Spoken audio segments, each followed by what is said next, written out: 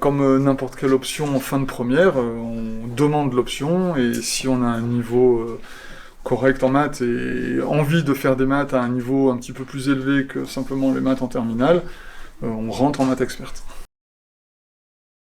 On parle de numérique, on réapprend à compter et on voit les propriétés des nombres entiers, comme on a appris à le faire en toute petite classe.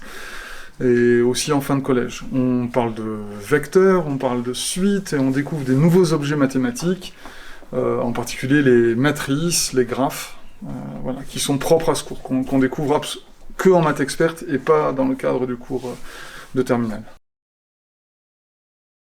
Alors, de fondamentalement différent, pas grand-chose.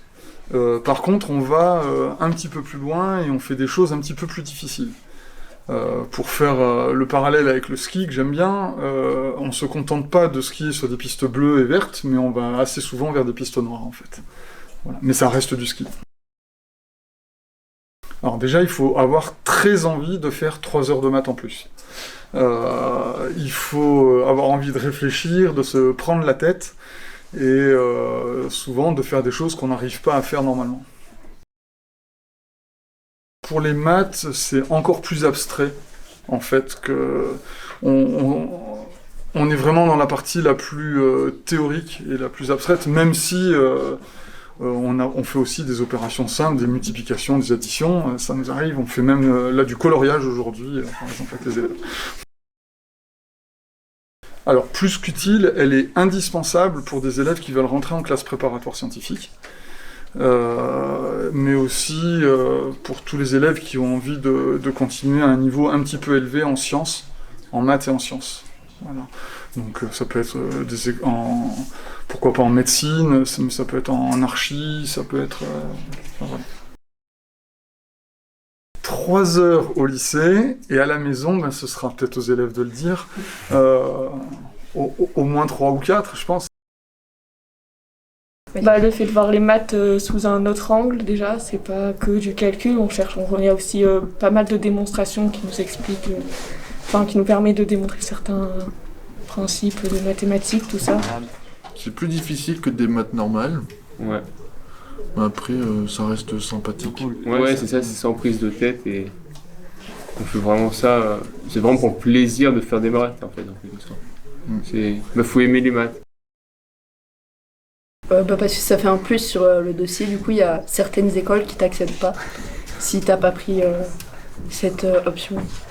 Oui, en fait c'est ça, le fait de pas prendre maths expert, ça serait plus un frein pour nous. Par exemple, je sais pour mes écoles l'année prochaine, ils demandent pas maths experte, mais ils prennent que des gens avec des maths qui ont pris l'option maths experte. On verra l'année prochaine. Mais je pense, oui, j'espère. Pour moi, oui, je pense. Moi, Parce qu'après, moi aussi. On veut plutôt faire des études scientifiques où il y a beaucoup de maths. Donc, ça peut nous aider à avoir un autre mode de pensée, pour arriver à voir les maths un peu différemment et ça peut être utile pour mieux réussir. Du coup, moi, je veux faire architecte. Et si je veux faire architecte-ingénieur, j'ai besoin de mon option maths expert, du coup. Et c'est pour ça que j'ai pris ça. Moi, je sais pas encore exactement, mais je suis sûre que ce sera dans le scientifique. Et donc, je vais peut-être aller en prépa l'année prochaine. Alors, moi, je sais pas trop encore. C'est pour ça que j'avais pas envie de me fermer des portes. Et si, imaginons, je choisir un truc qui vraiment demandait des maths expertes, comme ça, je serais content d'avoir choisi cette discipline. Moi, j'aimerais bien faire pilote d'hélicoptère. Je sais que durant ma formation, j'aurais sûrement besoin des maths expertes. Mais après, lorsque je pratiquerai mon métier, j'en aurais pas du tout besoin. Ça dépend des semaines, mais c'est à peu près 2 heures. Ça va dépendre. Il y a souvent des exercices à faire à la maison. Mais s'il y a un contrôle ou non, ça va varier. Mais je dirais une semaine sans contrôle. 2 heures, 3 heures. Ça dépend de l'exercice donné. Franchement, il y a une bonne ambiance parce que tout le monde est là parce qu'ils le veulent. Du coup, c'est assez. Il y a une bonne cohésion. Et puis ça nous aide beaucoup à développer notre autonomie parce qu'on n'est pas que là à faire des applications, quoi. Moi, pour ma part, je pense que c'est une matière ça change un peu des mathématiques qu'on a l'habitude de faire enfin, avec l'aspect mathématique. Du coup, moi j'aime bien parce qu'on sort un petit peu, c'est beaucoup plus, je sais pas comment dire, mais on parle plus des mathématiques et un peu plus approfondi et ça sort vraiment des exercices, on rédige et on...